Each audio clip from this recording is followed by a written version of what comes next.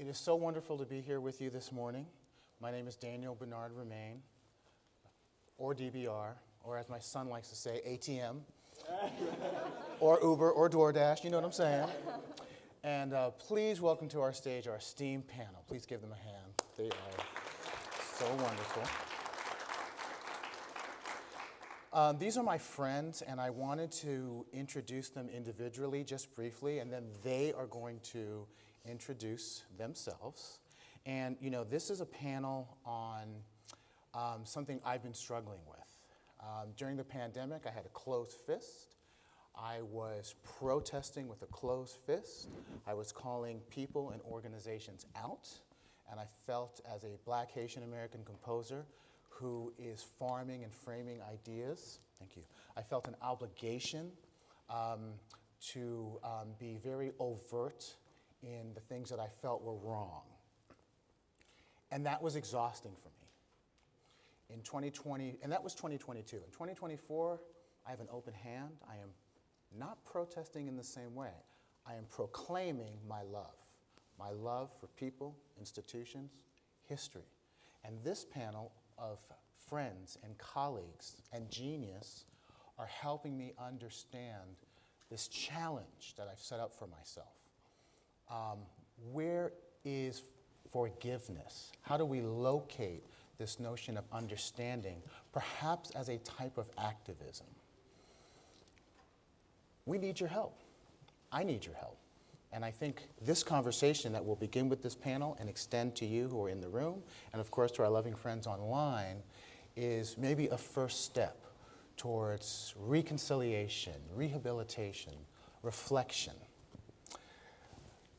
At the end of the panel, Tamar-kali, quote, in her lyrics and her own personal style, she blends politics, feminist politics, and Afrocentricity in a way that gives her hard rock sound a soulful edge. National Public Radio. Brooklyn born and bred artist Tamar-kali is a second-generation musician with the roots in the coastal sea islands of South Carolina. As a composer and performer, Tamar-kali defies boundaries to craft her own unique sound and speak her lyrical truth with supreme passion. In 2017, her debut film score for Dee Ree's Oscar-nominated Mudbound garnered her the World Soundtrack Academy's 2018 Discovery of the Year Award, y'all. All right? And if you've seen Shirley, that was Tamar-kali. And if you've seen I Am Everything, the James Brown documentary, that was also Tamar-kali music. Little Richard. Little Richard. Yes. Oh, what did I say? James Brown. Oh, sorry. I Am Everything, Little Richard. That was also Tamar-kali's music, holding it together. And Tamar-kali has been commissioned and presented nationwide by LA Opera, MoMA, Beth Morrison Project, the Museum of Contemporary Art, Chicago. And most recently, her work was featured at the Perelman Performing Arts Center in an opera called Watch Night with a libretto by the great Mark Bamuthi Joseph and direction by the great Bill T. Jones. Please give a hand to Tamar-kali.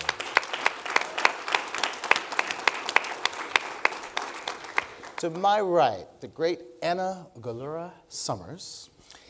I met and is a violinist, an ardent champion of art and culture, a passionate anti-racist pedagogue, a life coach, and a leading 21st century innovator and activist in the arts. Anna has dedicated numerous hours to podcasting, speaking, and publishing about the priceless value of art and music in the 21st century. She currently serves as the artistic administrator for the Phoenix Symphony. Sidebar, I first met Anna in a class that I was teaching. I don't use the word teacher or students. We're all contributors to a space, a classroom, a community of ideas. I was co-teaching the class with the great Dr. Christy J. Wells. Anna was in that class as a principal contributor, and as a school project, she said to me, I would like to apply for this job at the Phoenix Symphony. Do you think I should? And I said, absolutely you should. And she got the job, y'all, right?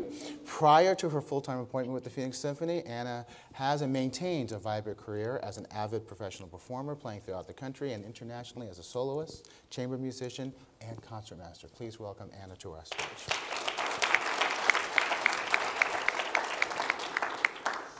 And to my right, please welcome my good friend Shawn E. Okpebholo. Shawn is a Grammy-nominated artist and critically acclaimed, sorry, give me one second here, and critically acclaimed and award-winning composer.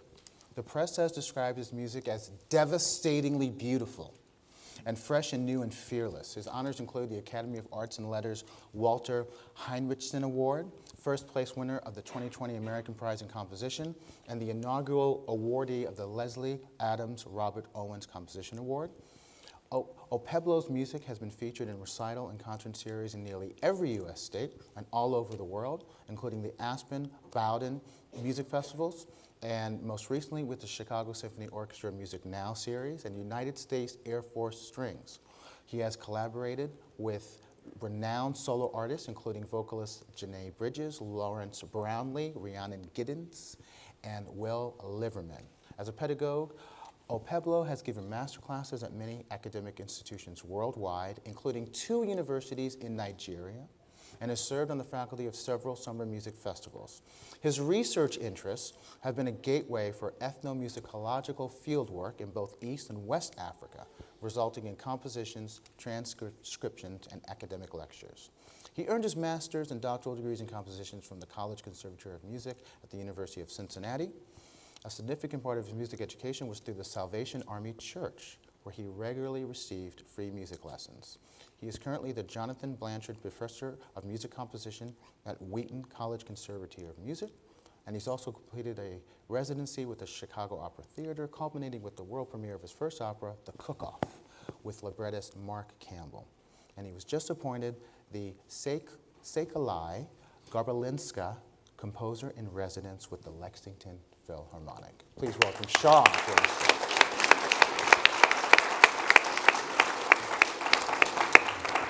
All right, so before we get into it, I wanted the panel to just kind of introduce themselves to you. I believe Tamar-kali, Shawn, Anna, this is your first Sphinx, yes, which we love, and it's so important. And Tamar, welcome, and what's on your mind?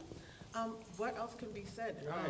Other than I'm happy to be here and to see all of your faces on this Friday morning. And yes, let's get into it. Yeah. Oh, awesome. Shawn. Same. I appreciated your very warm welcome. I'm glad to be here, and I want to get this started too. So yeah, Shawn, a composer. Well, yeah, same. It's a privilege. I love all my conversations I've ever had with DBR. Right. I'm excited to get into it with these guys too. Awesome. Well, it's so welcome to see you. If you want to come down and sit down, please. You know, it's so great to see everybody here. So let's start with the first question. We have 2 questions we're going to ask today. As a panel, we worked on these questions. These are questions for us and for you. Question number 1. Maybe a little bit less on the lavalier. Please, sorry, I'm a composer. I can hear it bubbling up.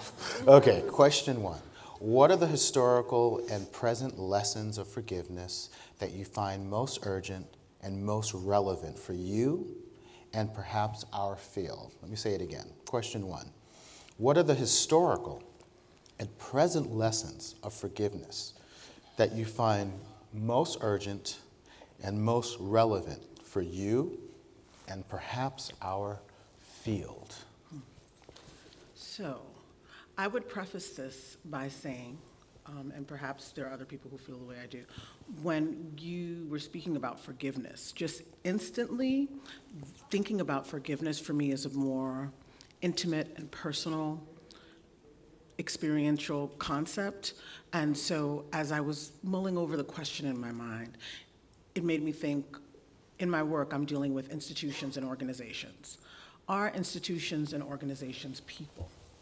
Well, when I'm dealing with an institution or organization, I might be dealing with people, but it's in a professional context. And I was really trying to get a sense of where that might come into play. And then when you and I talked a little bit more about it, I realized that for me, the word that would speak to my scenarios would be more about accountability and openness. And in the framework of understanding, we have all these idioms. All of us are trying to do some form of harm reduction in our daily lives and in our professional lives. And so whether it's not throwing the baby out with the bathwater, choosing your battles, there are ways that I navigate my practice in dealing with other people, individuals who I might be working with in an organization. And in terms of lessons, not so much forgiveness, but openness, awareness, and for me, I'm a type A, efficiency. Ooh. Yes, yes. So those are the things that speak to me in terms of my practice. So that's what I'm looking at. I'm looking at what is the most efficient, safe way for me to achieve a goal, make it across the finish line unscathed. Ooh. I try to hold on to key words: openness, awareness, efficiency, safe, unscathed. So beautiful. May I ask that same question of you, Shawn?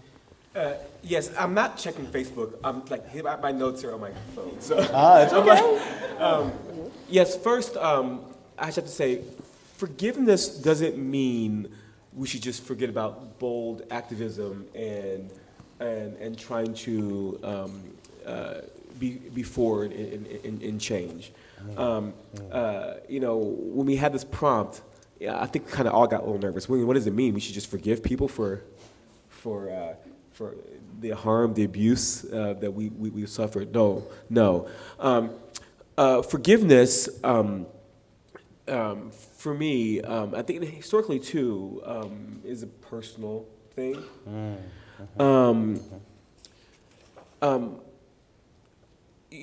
I see forgiveness as me protecting my music, my creativity, my health, my mental health. Because, if I'm just always just mad or angry about certain things, that affects, they have power, and that affects my output, my creativity, what I do, what I want to do, my motivation. So when I push forgiveness and empathy, it's more, not to sound selfish, how can I both protect, me in terms of an artist, but also I see the act of forgiveness and humility as a way to, as a teaching moments. And so while, I can name many examples of things that have happened, including something just happened this week that hit the web. Well, people were just mad and just saying, "I can't believe this happened." And by the way, I was too behind the scenes on text with my friends. Oh, okay. I went to the organization privately and said, we'll give them 10 points of why our community is upset in a very humble way as a teaching moment. And to me, that's part of the act of forgiveness in terms of what we do or what I do as an artist. Thank you so much. I wrote down protecting, teachable moment, protection. Yeah. Anna. Yeah. Well, I really appreciated your introduction to this conversation, specifically speaking about the open fist, or the open hand, I guess, thinking about forgiveness as that first step towards, really feeling that love and unity that we all were probably drawn to art or music in the first place for, right, in participating. And so there's this quote, the first act of war is defense, right? And so if we are finding ourselves in this more strong, like emotionally intelligent position of seeking to be more aware of our of the history and of our surroundings, we can actually, there's been a lot of conversations today about and just in contemporary conversation about what does an American orchestra look like, and that has to start with, it has to include innovation and American values, and not just with regards to technology, but also capitalistic advancements, but also innovation in music and in expression and in values. And we, so much of that has been oppressed for so long, and I feel like if we want to evolve 21st century activism, we have to start there. We have to start with openness, forgiveness, and also this willingness. Well, and I feel like stakeholders have a right to be educated, and artists have a right to educate. I feel like there needs to be more conversation. Speaking from perspective as an artistic administrator, but there needs to be more conversations between artists themselves and the people in positions of power who have this enormous responsibility for what goes on those stages. So. Oh, I love that. Hearing you all talk is making me think about what it takes that in the midst of oppression, frustration, how do you thrive? And so part of it is like your spiritual, psychological disposition. And I was thinking about the 4 agreements by Miguel Ruiz. And one of the agreements is to not take things personally. And so when we're thinking about, oppression, oppressive systems, there's a micro and a macro component. And even though you might have personal ideology or personal feelings, I think that part of the reason why initially forgiveness didn't really ping for me in my workspace is because I don't take the interactions personally. I find that in my life, I am way more productive when I don't make things necessarily about me specifically or individually, because everyone's coming to a situation with their history and their experience. I had to learn how to create boundaries because I don't come from a conservatory background. I was completely DIY. I made the choice at a very young age not to pursue music academically because I was parochial schooled in Catholic environment, and the missionary racist experiences that I've had made me pretty much be like, yeah, I'm gonna get that for myself. I'm not gonna subject myself to this type of abuse, like long-term. And so circling back to classical music, the music never hurt me. I always engaged the love. I started a experimental chamber music group on my own, But circling back and being seen by colleagues, people in the profession has been a good thing. But because I developed my practice outside of that context, I know that I do have a unique ability to kind of like pivot away in ways that people who have come up through that may not. Yeah. Can I respond to that? I know it's kind of going off the rails a little bit. Can I respond? No, we're right on the rails. We are inventing the rails. That's so interesting because my, which you've alluded to, is like the opposite. I did things the right way. Now, I went through conservatory.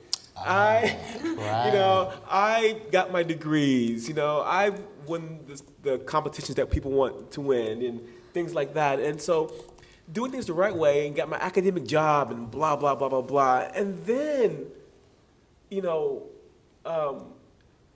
became victims of certain, of oppressive class. I'm like, wait, but I did things right. This doesn't happen to me. It's a trap. It doesn't happen to me.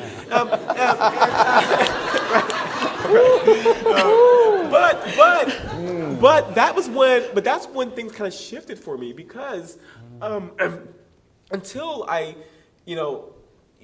things started happening to me, which is I felt kind of bad about. That's when I noticed, wait a minute, it doesn't matter that you did things right. When I say right, I'm talking about in the Western traditional sense, because what she did was right. For me, I don't really knock it for me.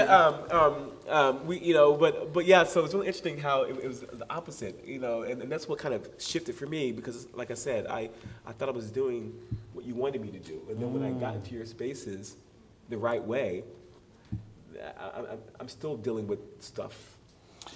Yeah, I think, change presents itself in such a myriad of ways.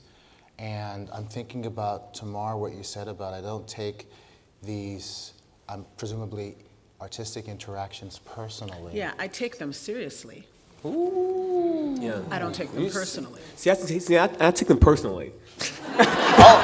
Shawn, I was about to say, I take them deeply personally. I take it all personally, I take it personally first, then I gotta walk back.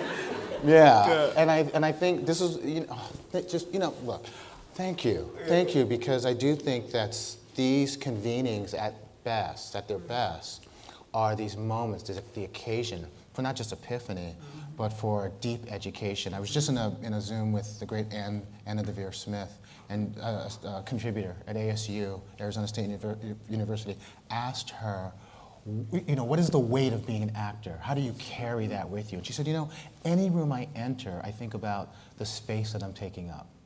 And she said this very interesting term. She said, how can I be present less? Right? And I've thought a lot about that, not just the mindfulness, but the awareness of the space that our ideas take up, and these notions of what is left behind, what lingers. Anna, what are you thinking? Well, I was just thinking about how so much of us choose our reality and choose the portions of truth that we want, that resonate with us, and that we want to articulate as our side. And the truth, the whole truth, is usually kinder than that. It's usually so much more expansive and inclusive of humanity. And I love this quote. When I was thinking about these questions, I love this quote by Mary Wollstonecraft, who is a leading feminist of her time. And she said, no man chooses evil because it's evil. He only mistakes it for happiness, the good he seeks. So a lot of us are choosing like our version of truth, our version of happiness, without actually taking the time to actually have those conversations and be comfortable and learn how to be more comfortable with the uncomfortable conversation, the uncomfortable feelings that will come up inevitably through this process of reconciliation in just 21st century. But I think part of that is knowing how you tick, right? Yeah. Because one thing, I definitely have had my feelings hurt, and I was thinking about part of what that was about is because I was not creating boundaries. And it comes out of having an independent practice over 25 plus years. I've always just made art with my friends, people who were aligned with me in principle and ideology. So when I started working consistently with a range of people outside of my very specific niche community, there were missteps and ways that I felt, the things that I thought were violations or not how I expected to go about things. And what I realized is that I would only put up boundaries if I thought I was in enemy territory. In general, I'm open, and I realized that boundaries aren't about thinking something's going to happen. So boundaries are good housekeeping. I had to develop my emotional maturity to understand that they're just a baseline. And once I did that, things really transformed. You know what I mean? Yeah. But initially, I didn't, because I thought boundaries were something you used with enemies. Boundaries are something you use because it's a good doggone idea. Right. It's how you set the framework for what's going to be done. Yeah, and you have to have boundaries if you're going to make any sort of step in that direction. And because you have to be willing to make mistakes, and there are going to be mistakes, the more you try and evolve your institution, there's no way around that, and forgiveness has to be a part of that, especially if you are the person of color in your institution or a small minority in your institution, and you're going to see your colleagues try and do a good thing the wrong way or whatever, they're going to make mistakes. And so we have to be willing to be the part of that. I love the Esther from the last conversation. She had this wonderful thought about how we are not going to see the final results in our lifetime, but we are standing on the shoulders of people who have done the work before us, and there are going to be people that are going to be taking the torch after us. And so we have to be strong in maintaining that link so that the work continues. We're probably not going to see the results in our lifetime, so that forgiveness has to be there. Well, this is a wonderful segue. By the way, I'm feeling such an uplift in this conversation. We have some wonderful questions online. In about 9 minutes, we're going to open up this forum to all of you. So it's family reunion. It's family reunion. But this is a perfect. Before we go too high in our aspirations and thoughts and feelings, there is a second question that is in line with this notion of boundary. The word that was lingering for me is agreement. But here's the question, and again, this is something that I have struggled with and struggle with. Question 2. Have you ever had to consider being a part of a project where your morals don't align with the place or person or people? What guides the work or your work within it? Let me say that one more time. Have you ever had to consider being a part of a project where your morals don't align with the place, the person, or the people? What guides the work or your work within it? I think we should give room for the bait and switch. Because sometimes, when you say that, on the surface, I would say no. Because, if it's a rodeo clown type situation, you can see it a mile away, you can make that decision. For me, not everyone, I have certain, and because I'm coming from the outside, I always say that I'm a flower that bloomed in the shadows. I can sometimes be wary of the light, but in general, I was doing it when no one was watching and no one cared. I'm not going to switch up now because that's what brought me to where I am. Now, that's my particular scenario. However, there are occasions where things seem to check the boxes, and then after the agreements are signed and you get in the room, all hell breaks loose. And that's a scenario that I've had experience with, and what guided me through, it was a very specific and particular scenario where there was a cultural legacy that I was tied to, and it was some serious ancestral work. I stayed the course. I held fast to my boundaries as much as I could.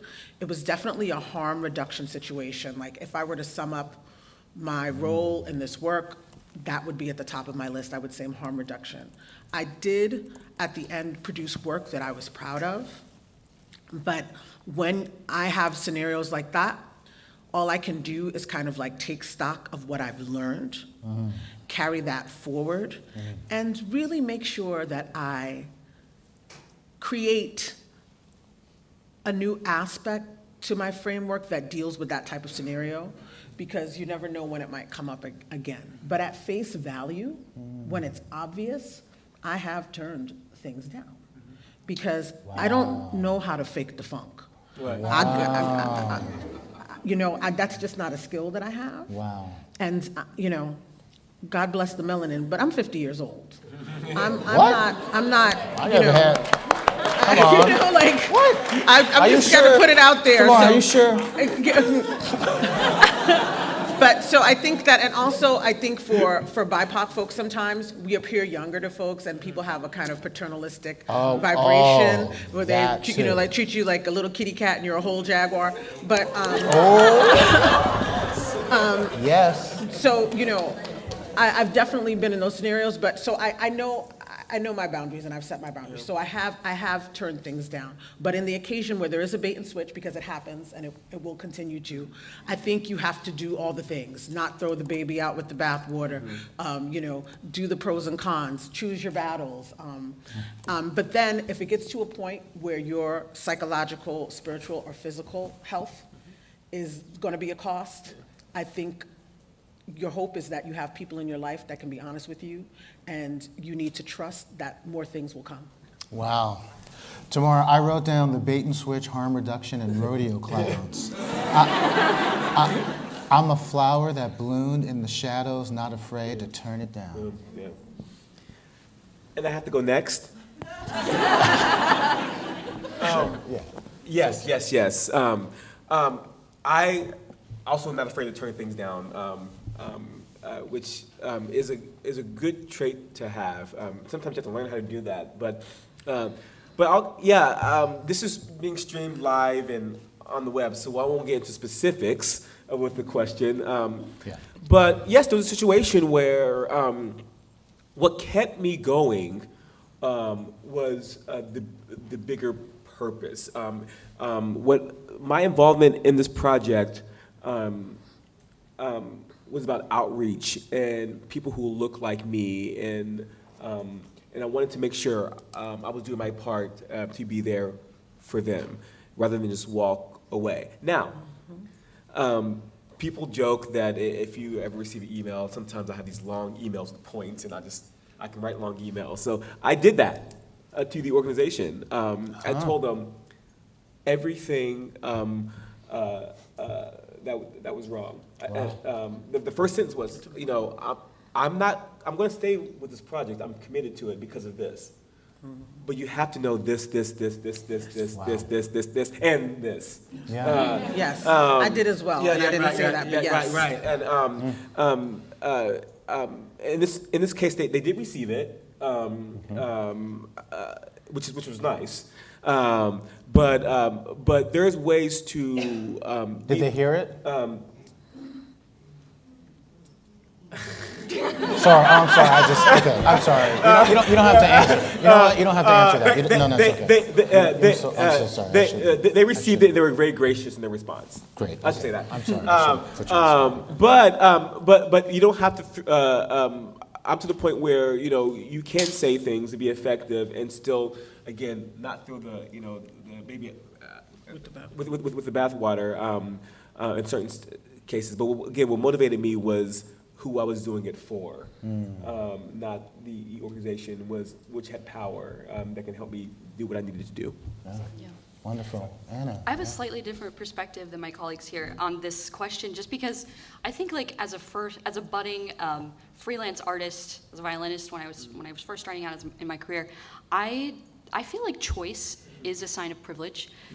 Many of us feel like we don't have as many choices, and so that's important to note, because especially when I was a violinist, I often felt like I was part of projects that I was morally or personally against, but I stuck with them, same like Shawn, because of certain things that I did believe in, the causes that I did believe in, like music is great, but whatever. But sometimes, we have a problem with using classical music, using people to celebrate classical music versus using classical music to celebrate people. It's a very subtle shift there, but there's so many.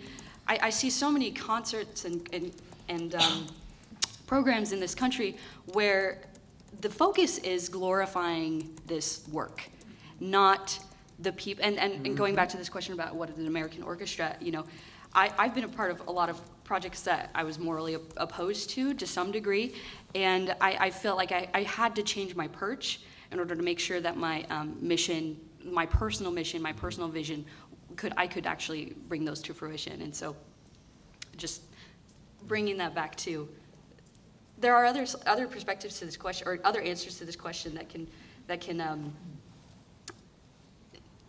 like when we are actually doing our work and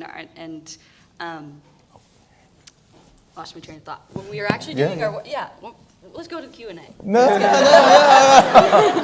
Well, I did want to say that there's a culture right now around requesting feedback.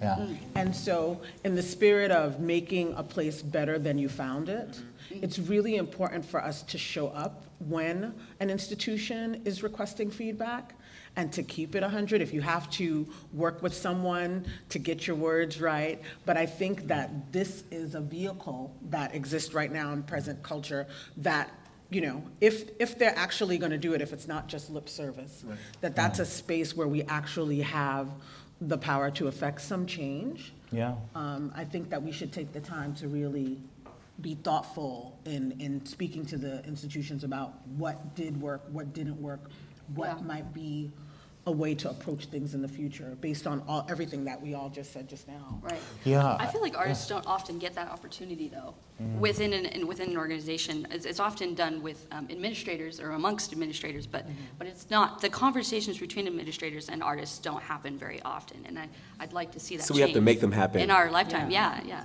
Yeah, no, I love what you said about using classical music to celebrate people. Yeah. Did I say that right? Yeah. And Tamar, a very well-known artist once said to me, you have these ideas. Can you prepare us? Can you prepare the institution? Can you have the conversation? I'm 53 years old, and I think that it's taken me about 30 years to understand diplomatic practices, empathetic diplomatic practices. But that's efficiency as well, right? Yes, I think, Because yeah. you know, to make demands and say that, you know, power concedes nothing without demand, right? But I think that also, whatever we're visualizing on the other side of this, we have to, and there are people who are doing the work to figure out what it takes to walk from this moment now to the future that we would like to envision, and that we have to be really open with trying to build those bridges and having actionable things, ways that we come into an institution.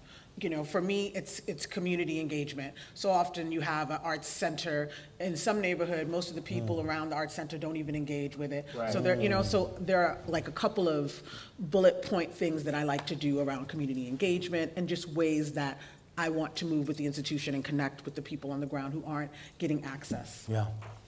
Another perfect set. Please give a hand to this panel. Just.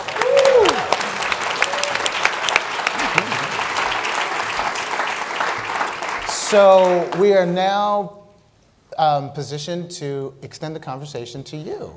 This is our Q&A. We have microphones. Please take the mic so that you are heard and recorded. And we also have some questions online that we're going to entertain. Hi, I'm Brianna Garcon, and I am the engagement liaison, and I will be reading questions from online. Awesome. Juan Flores asked, have you ever been the subject of tokenism by an organization?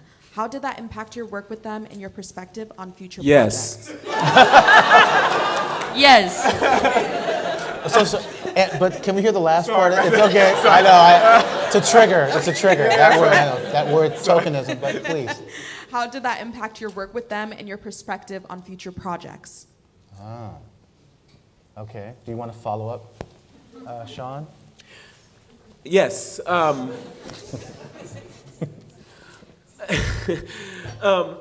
Again, you mentioned bait and switch. I love that. You can kind of do it too, right? You can say, okay, I'm going to get this gig because I'm black.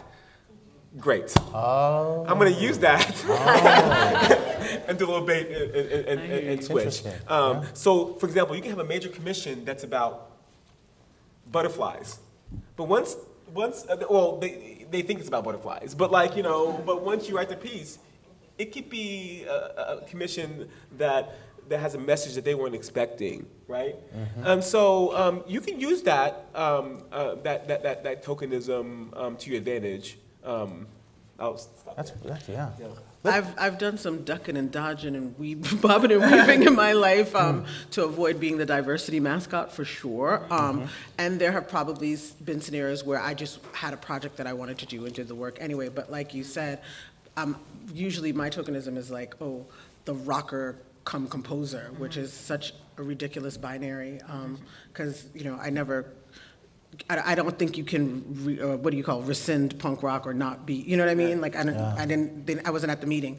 But the point being that like you said, I think you can bait and switch as well.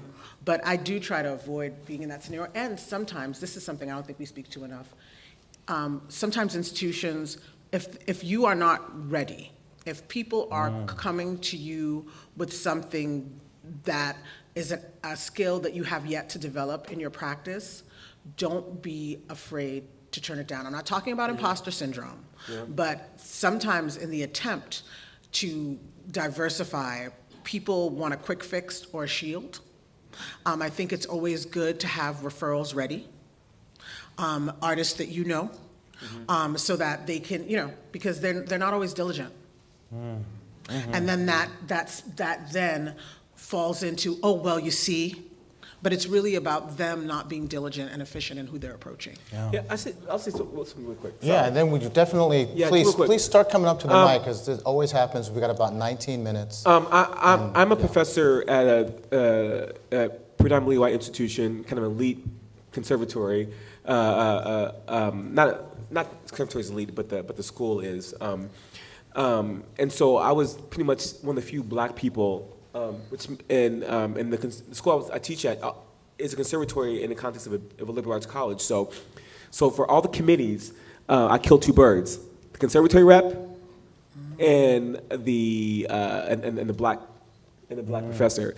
And so for years I did everything, and I have a family, and it just tore me up in many ways, messed with everything.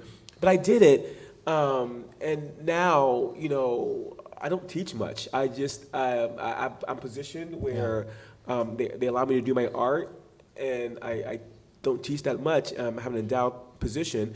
And so sometimes the reward happens later. Yeah. But it was hard to see that then. Yeah. And so just some encouragement. Sometimes you just have to just really just do it. But I'm not saying you should like sacrifice your own health or whatnot. But know that sometimes you can use it to your advantage and position yourself later, so you have the power, if we ever have power, to be able to do what you want to do. Yeah, Shawn, thank you so much. So our challenge as a panel, we have so many questions. We're going to try to a certain efficacy. Right, sorry. And let's see if we can do 1 minute. No, I love it. I love it. But we're going to try to get to everybody, which is so hard for us at Sphinx. So we're going to try to do maybe 1 minute responses. And please tell us your name. Yes. Hi, my name is Drew Collins. I wanted to ask how you protect yourself while being vulnerable, because it seems like vulnerability is such a beautiful double-edged sword, where at the same time you have to open yourself up in order to explore ideas that come from an emotional place. And it seems to be very difficult, especially because emotion itself does not, it's where the value of music and art itself gets its power, but it's not viewed as this having the same value as the dollar. Yeah. So how do you, find that kind of balance within being vulnerable and approaching people that are in places of financial gain over you? Yeah, Anna. Yeah. So I love this question. It's something I've been thinking about a lot. It's why I actually became a life coach, because I felt like I really wanted to work towards becoming more emotionally intelligent. And I think that coming from my own personal background, I'm a private person. I love the people in my life, whether or not they make mistakes, and I'm not somebody who likes to air out my dirty laundry to make a point. And I'll share experiences, but I think that most details can be left out, while at the same time sharing your mission, your values. And so it's important to make sure that you have a very strong core set of values, your mission statement, that nobody can touch, right?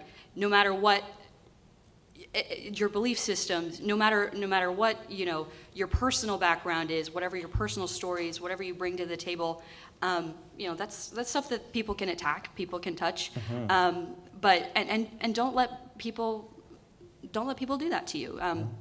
I think you have a right to keep yourself protected, your personal life protected, your family protected, your professors protected, your colleagues, mentors, people who may have, or even people that you want to call out for things that have happened. I think that, by doing so, sometimes we're in a position where by doing so, we'll be harmed. And so it's important to just protect yourself, but keep your strong set of core values to operate from. Excellent.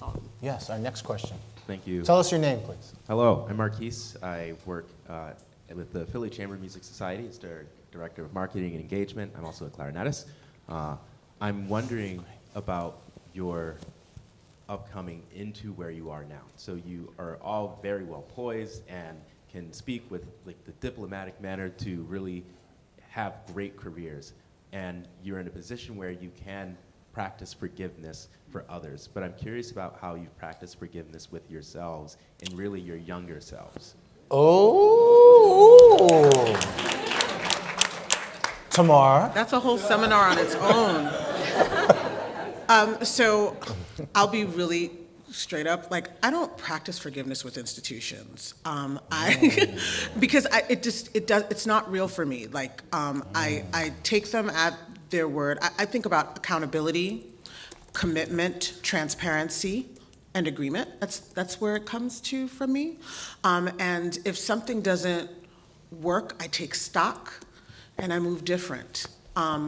In terms of myself, being a type A, 13 years of Catholic school, very critical mother, it's going all the time, and I'm working on that. But I know, but what has changed is that I know that it's a work in progress, and I'm moving towards where I want to be.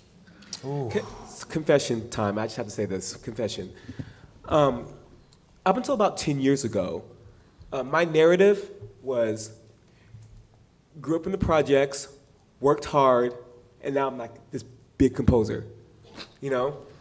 And I ran with that, you know, and I believed it. I mean, it's true. I grew up in the projects, worked hard, and I'm a composer.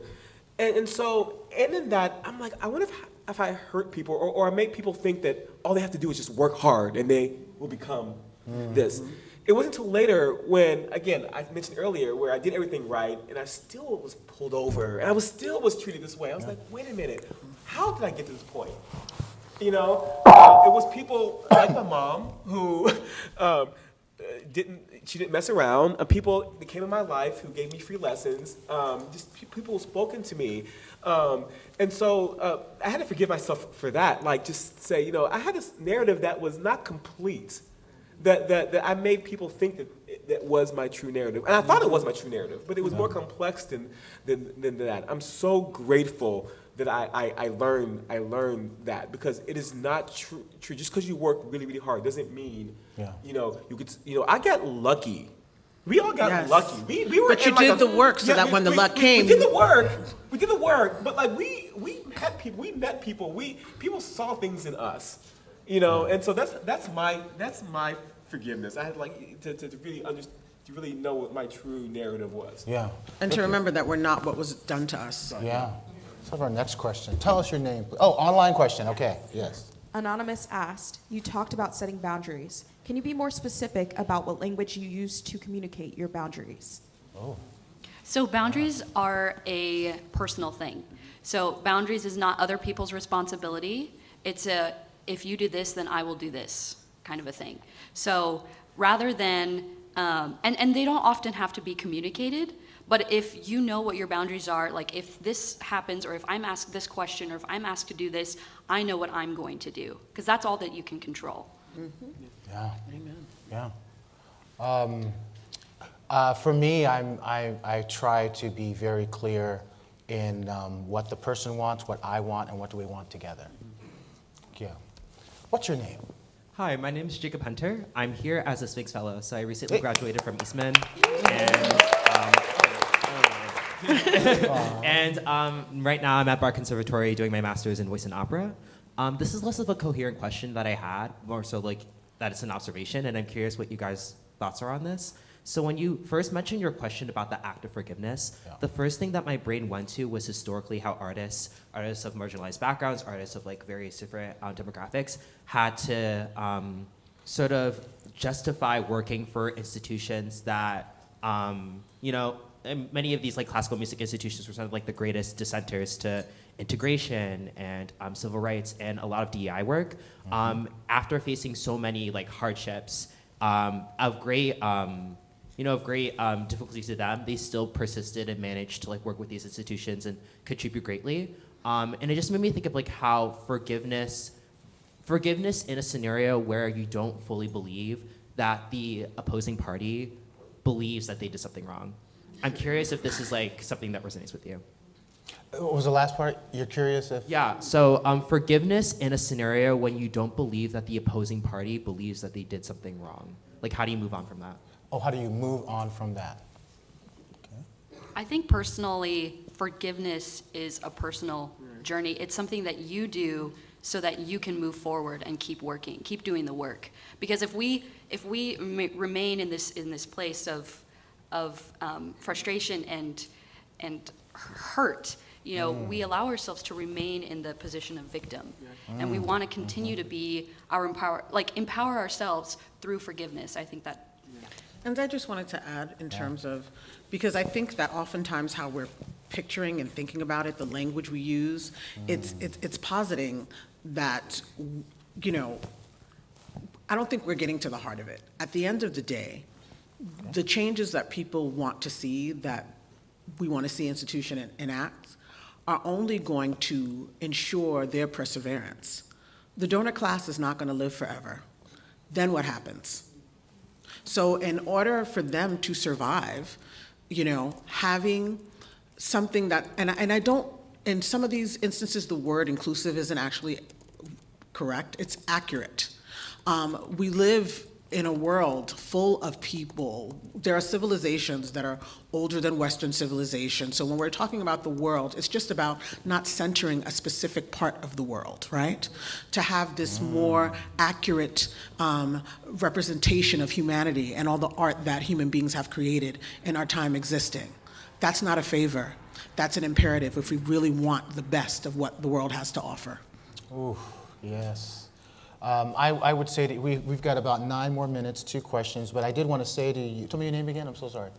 Jacob, I did want to say to you, this is the month of our Martin Luther King and our Maya Angelou. Letter from a Birmingham jail, quote, in any nonviolent campaign, there are 4 basic steps. Number 1, collection of the facts to determine where injustices are alive.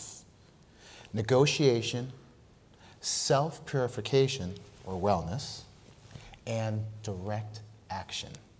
In any nonviolent campaign, there are 4 basic steps. Collection of the facts to determine whether injustices are alive. Negotiation, self-purification, and direct action, end quote. For me, I think that's a good guiding principle when you're dealing with the word you use, the opposition, maybe. Yes. Oh, another online question. Yes, we're going to do this. 9 minutes. Madison Almonte asked, some of the conversations within this sphere also include white fear. How do you recommend navigating these feelings while holding fast to the mission? What did you say, white fear? White fear, yeah. What, Like could fear you? of white people? No, I think white. Well, no. Are you trying to say we should care about their feelings? How do you recommend navigating these feelings while holding fast to the mission? At least what I interpreted is that how, as a white person, navigate moving further within DEI while dealing with this sort of guilt and or white fear, maybe? Can you read it one more time? Yeah. I want to hear it. Some of the conversations within the sphere, well, I would say space, also include white fear. How do you recommend? Is it your question? Okay, Yeah. thank you. Come on. Yes, come on now. What? And tell us your name. Tell us your name. Madison, Nice to see you, student Madison. representative of Ithaca College. In the opposite way of institutions believing they did nothing wrong, it's more of these predominantly white institutions that they're so fearful of doing something wrong they don't do anything, period. So how do we navigate those conversations while trying to get something done? Wonderful. Yeah. Again, this is part of the act of forgiveness too, or empathy. Just let them help create a space to know that we can make mistakes. That's all I have to say. And you have to make mistakes. Yeah. You have to be willing to fail. Yeah. Because you can't otherwise. Right. And the first several attempts are going to be sloppy. Yeah. That's true. So, and also what incapacitates us is because I feel like we keep losing sight of what the goals are, and we put the ego and ourselves there first, right? Because not wanting to make a mistake is because you don't want to look bad, right? And I'm not saying you need to be like, I'm just going to come at this like a wild mongoose. Nobody's saying that.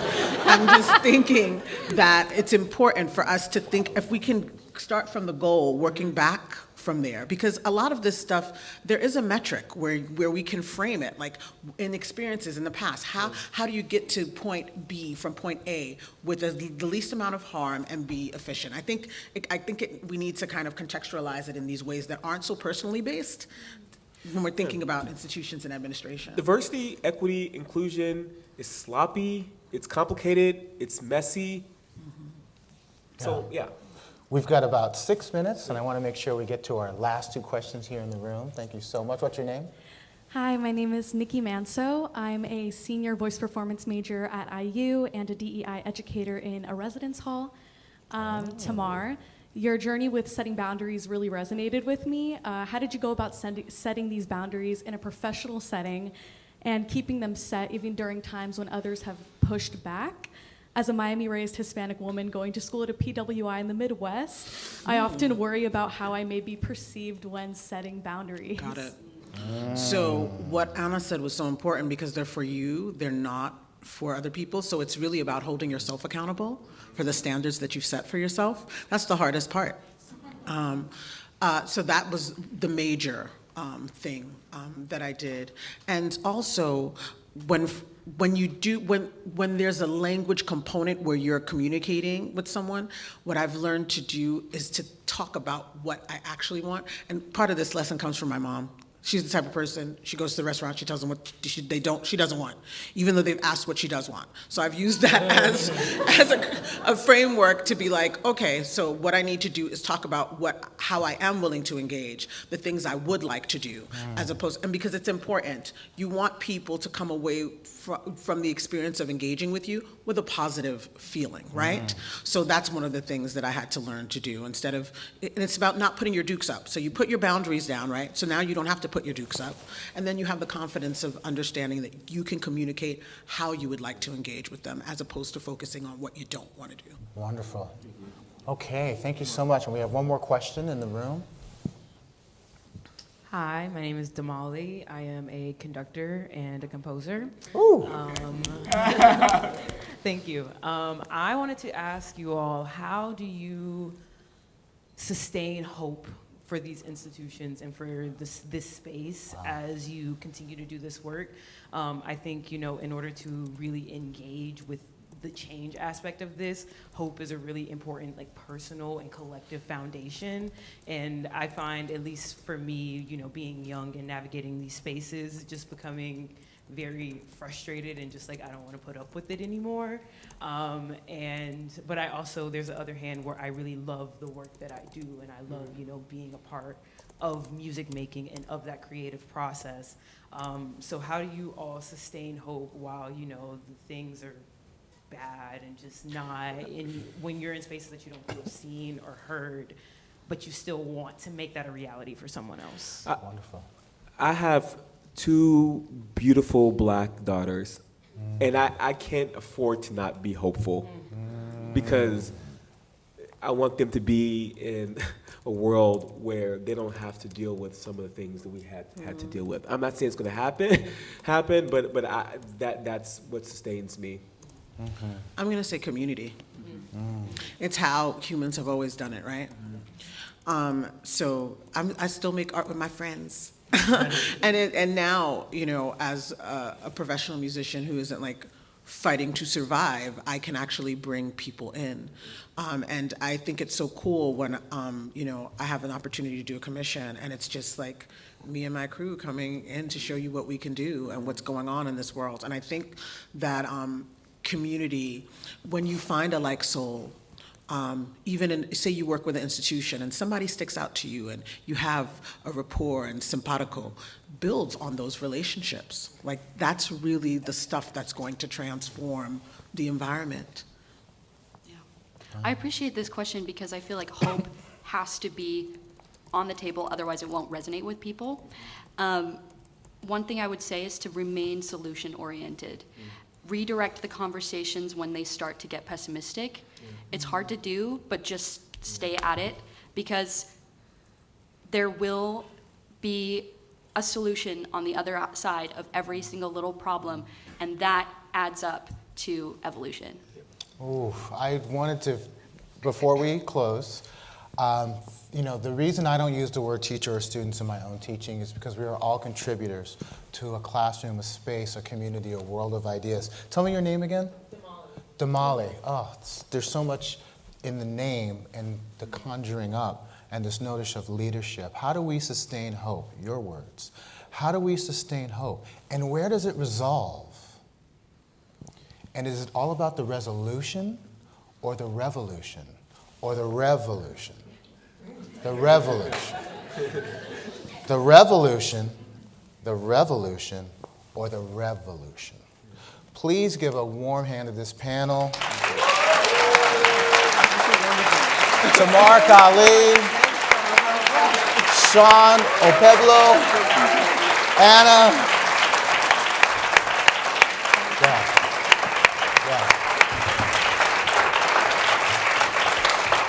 Thank you for coming.